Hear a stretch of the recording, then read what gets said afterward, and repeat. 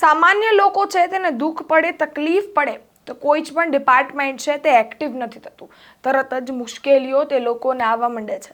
અને જ્યારે કોઈ પોલિટિશિયન હોય છે, કોઈ નેતા હોય છે કે કોઈ ગવર્મેન્ટ અધિકારી હોય છે, તેને તકલીફ પડે તો તરત જ કોઈ જ પણ ડિપાર્ટમેન્ટ એક્ટિવ થઈને કામગીરી કરવા લાગે છે. આવું શું કામ? ત્યારે આવો જ એક કેસ સામે આવ્યો છે ને તેને લઈ અને હવે ડેડિયાપાડાના ધારાસભ્ય ચેતર વસાવા છે તે આકરા પાણીએ જોવા મળ્યા છે ને તેને બીજેપીને સવાલ પૂછ્યો છે. ત્યારે શું સવાલ પૂછ્યો છે અને શું છે સમગ્ર ઘટના, વિગતે વાત કરીશું આ વિડીયોમાં.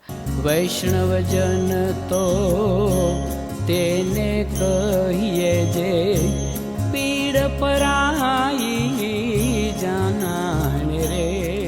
નમસ્કાર દર્શક મિત્રો, નવજીવન ન્યૂઝમાં આપનું સ્વાગત છે. હું છું જ્યોતિકા પંડ્યા.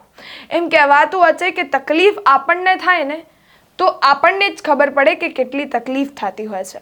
ત્યારે કોઈ જ લોકો આપણા દૂર જતા હોય તો પણ આપણને જ ખબર પડે કે એ લોકો આપણાથી દૂર જતા રહ્યા છે.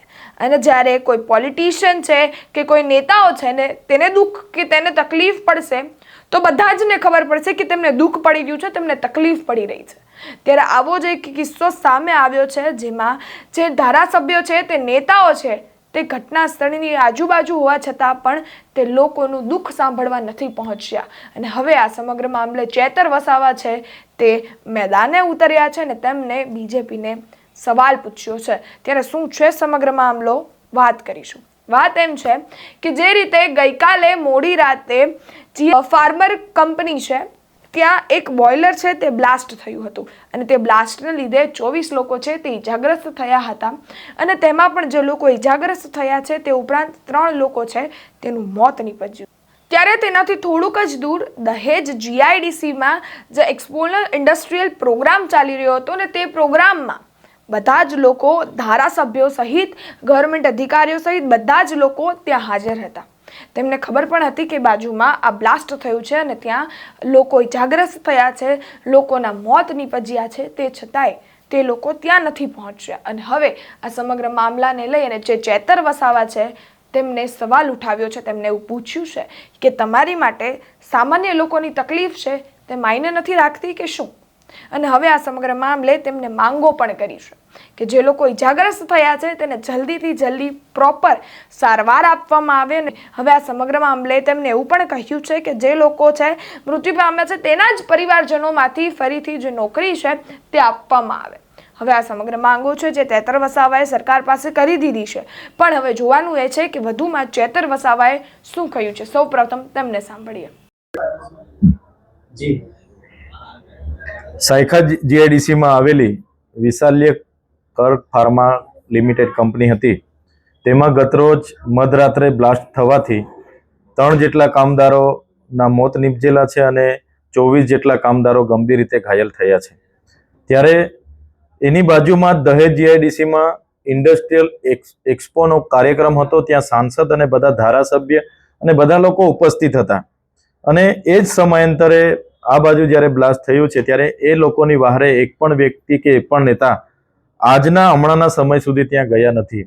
ત્યારે આ પરિવારના લોકોને જે પણ ઘટના ઘટી છે એ ઘટનાની અંદર 1-1 કરોડનું પૂરતું વળતર મળે, એમના પરિવારોને ત્યાં નોકરી મળે એવી અમારી માંગણી છે. અમારા સંગઠન થકી આવનારા દિવસોમાં ત્યાં અમે બધા ત્યાં જવાના છે. એની મુલાકાત પણ અમારા સંગઠને લીધી છે. ત્યારે એ પરિવારને એમની પોલિસી હોય કે કંપની તરફથી માનવતાની રાહે અને બીજી રીતે પણ એમને સહાય મળે એવી અમારી માંગણી છે.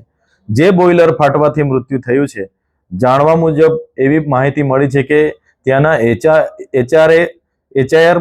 HR મેનેજરના કહેવાથી આ કામદારોએ ત્યાં કામ કરતા હતા. એમની પાસે સેફટીના પણ સાધનો નહોતા. અને બીજો એક પ્રશ્ન એવો ઉપસ્થિત થયો છે કે આ કંપનીની જે પરવાનગી છે, ગ્રીન ટ્રિબ્યુનલની પરવાનગી છે, ECની પરવાનગી છે, એ પણ એમની પાસે નથી એવું અંદરના સૂત્રો પરથી જાણવા મળે છે. તો આવી ગંભીર બાબતો હોવા છતાં સરકારના એક પણ પ્રતિનિધિ, એક પણ નેતા ત્યાં પહોંચ્યા નથી. અને બાજુમાં જ એક્સપોનો મોટો કાર્યક્રમ એમણે કર્યો, બધાએ ફોટા પાડ્યા અને સોશિયલ મીડિયામાં મૂક્યા છે. ત્યારે ભાજપની જે અસલિયત છે માત્ર તાઇફાઓ કરીને પ્રચાર પ્રસાર કરવાનો અને જે લોકોને આ પ્રકારના અકસ્માતો થાય એમાં ક્યારેય કોઈએ ધ્યાન આપ્યું નથી. એ જ પ્રકારે આજે આ એમની માનસિકતા છતી થઈ છે. આપે સાંભળ્યા હતા ડેડિયાપાડાના ધારાસભ્ય ચેતર વસાવા, જેમણે આ સમગ્ર મામલે સવાલ કર્યા છે બીજેપીને ને તેમની માંગો પણ મૂકી છે. ત્યારે આપણે જોયું કે તેમને અલગ અલગ માંગો મૂકી છે અને સવાલ પણ કરી દીધા છે. ત્યારે આપણે એ પણ જોયું કે સરકારના જે અધિકારીઓ છે, જે લોકો છે તે ત્યાં હતા, તે ઉપરાંત પણ તે લોકો છે તેની પરિસ્થિતિ આ હોવા છતાં પણ તે ત્યાં નથી પહોંચી શક્યા. તેની પાછળનું કારણ શું હોઈ શકે તે અમારે પણ જાણવાનું છે. તો સાહેબ, અમને પણ જવાબ આપજો. અને તે ઉપરાંત જે રીતે આ ચેતર વસાવાએ માંગણીઓ કરી છે તે સરકાર પૂરી કરે છે કે કેમ, અને જો ચેતર વસાવાની માંગણીઓ પૂરી નહીં થાય તો ચેતર વસાવા શું કરે છે તે જોવું રહ્યું. અમારા અહેવાલને લઈને આપનો શું અભિપ્રાય છે તેમને કોમેન્ટ કરી ચોક્કસથી જણાવશો. અમારી ચેનલ નવજીવન ન્યૂઝને લાઇક, શેર, સબસ્ક્રાઇબ કરવાનું ભૂલશો નહીં. ધન્યવાદ.